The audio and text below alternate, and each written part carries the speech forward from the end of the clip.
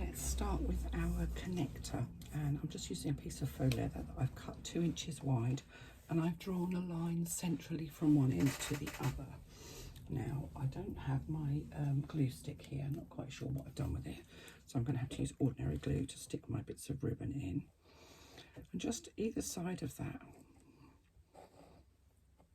central mark, I'm just popping a little drop of glue, and I'm just going to put a couple of strips of, this is only, I'm not even sure it's 1/4 of an inch.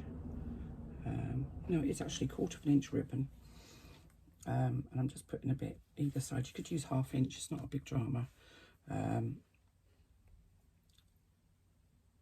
If you do use 1/2 inch, you'd have to butt it up to the line. I like to be able to see the line.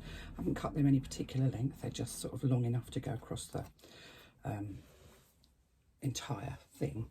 Now, if you want to use double-sided tape in the middle, you can do. I prefer not to, so what I'm going to do is I'm just going to add a little drop more glue down the centre here, because I'm going to fold those side bits into the centre. Just a few little spots.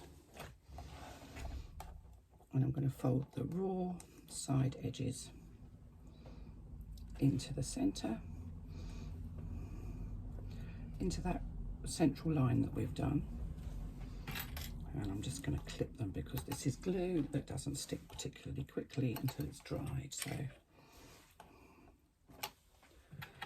So that your pieces of ribbon are fully enclosed within the strap itself, so you won't actually see them. So it doesn't matter whether it's fancy ribbon or whatever colour it is, it's not going to make a huge difference. It's just to give the strap connector strength. Strap connectors hold a lot of weight. They actually hold more or less the entire weight of your bag.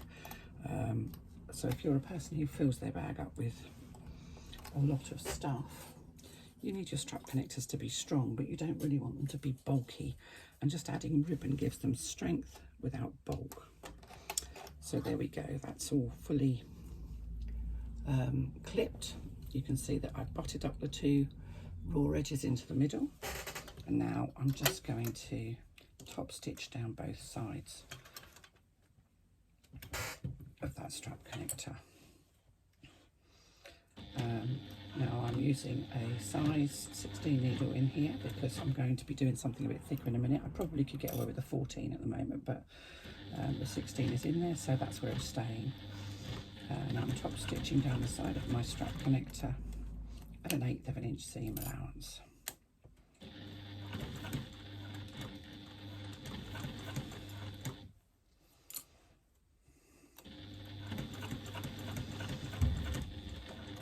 I'm using 1 inch hardware, so my original piece of faux leather was 2 inches wide.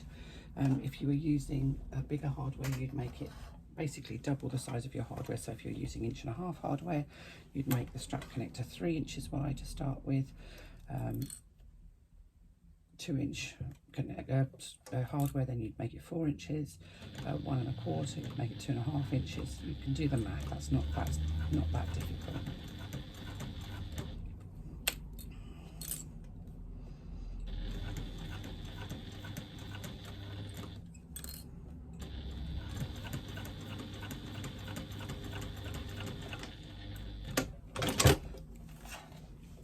So there we have. I don't know what I've done with my snips. I don't know what I've done with my scissors. I think I need to put them on the table.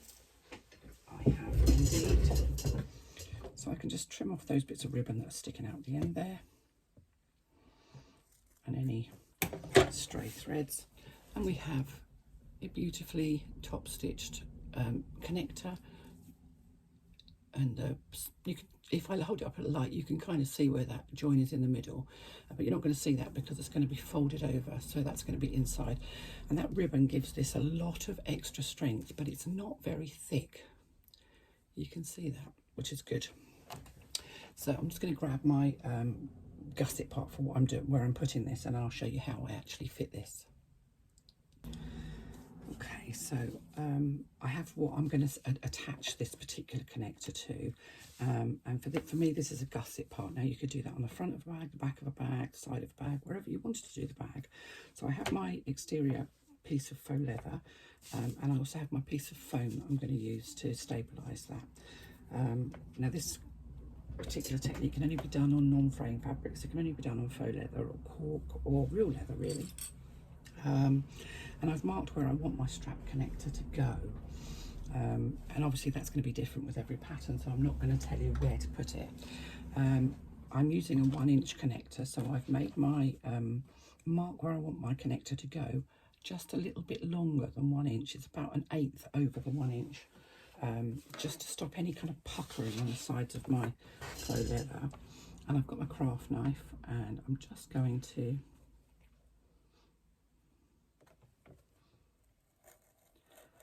cut along that mark. Hopefully that's going to be, that will have cut through. It has. You can see there, that's made a nice clean cut in my faux leather. And what I'm going to do is I'm going to put my faux leather onto my foam. I'm going to take my strap connector and I'm going to push it in. I've got the join that I've made facing upwards, and I'm going to push it into that cut that I've made, and I'm pushing it in about 1 inch, I guess. It's a bit of an approximation, so it sits nicely, and that's why we make this cut just slightly bigger, because if you do it 1 inch wide, then it pulls at the sides and you get kind of a little, almost like gathers here, which just doesn't look very pleasant. So now I'm going to stitch across the top. Now anybody that's watched the other video with the invisible strap connectors will be familiar with this. So I'm going to I'm going to stitch across the strap connector about 1/8 of an inch above the cut, to secure the strap connector in on the top there. And I'm just stitching on the strap connector. I'm not stitching through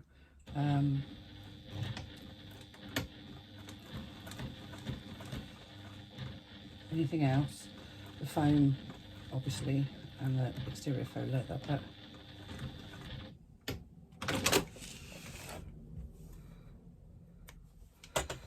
so now you can see that that's all kind of held together, and there's a line of stitching that's just above that cut.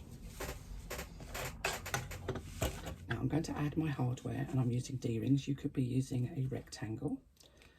So I've added my hardware, and I'm going to thread the other end of my strap connector back in through that cut. Now up to this point, everything looks much the same as it did on my previous video showing you how to do these. And on the previous video, once you've pulled it in as far as you want, I would ask you to stitch across there, which looks great, but it does give you a raw edge. What I'm going to tell you on this occasion, let me just move that. Sorry, I cut myself off there. So I think what I said was I asked you to strip. I've got that on the brain this morning.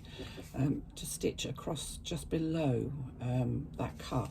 We're going to do something different this time, and what we're going to do is we're going to fold our faux leather back, and you'll see that where that cut is, it kind of pings out. And what we're going to do is we're going to stitch across there. Now you are going to be stitching through both of those strap connectors and the foam, so this isn't for the faint-hearted. And what you may want to do is to put on a teflon foot, zipper foot rather. Let me just see if I can find mine. I know where it is. It's on the other table.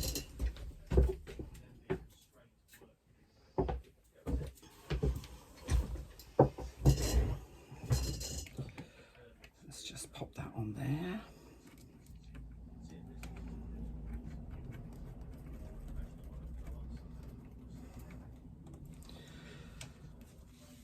I'm gonna mark with a pen where I'm gonna stitch, just so that you can see it, because it's quite difficult to actually see.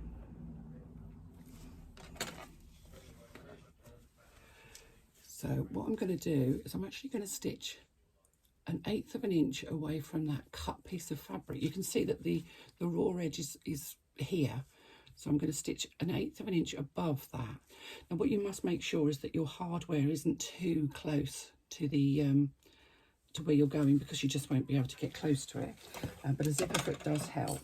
Let me just move those bits out of the way. Let's get some thread through the machine.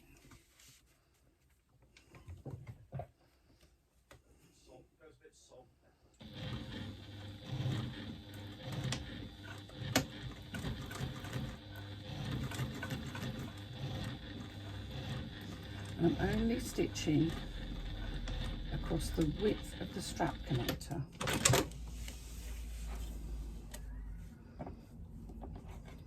Let's get rid of my thread ends there.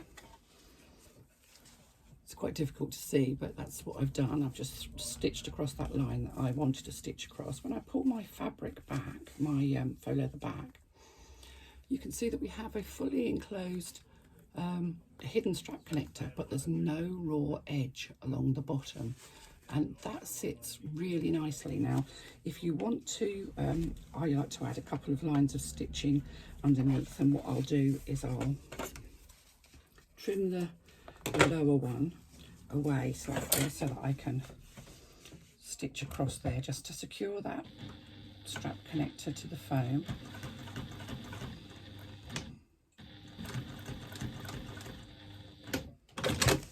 And then I will take the longer one and I will connect, I'll fold it over the top, so then it will go down over the top. So I'm securing both of my ends of my connector, but they're not secured together. If you cut them both the same length and secure them, what you end up with is a little lump on your fabric from the outside, which just doesn't look attractive. Now if you wanted to, you could pop, you can pop a rivet through there. My theory is, as I've often said before, if you're calling it an invisible strap connector, you want it to be kind of almost invisible. In this case, I've actually used a different fabric for a different faux leather for the connector, so it's not invisible, but I don't really want to add anything else onto that. So now that's completely secured to my foam, and you can see that it's secured several places. That strap connector's going absolutely nowhere. There's no raw edges or raw seams showing anywhere, and it's just another way of doing the invisible strap connectors so you don't get a raw edge. Cool, eh?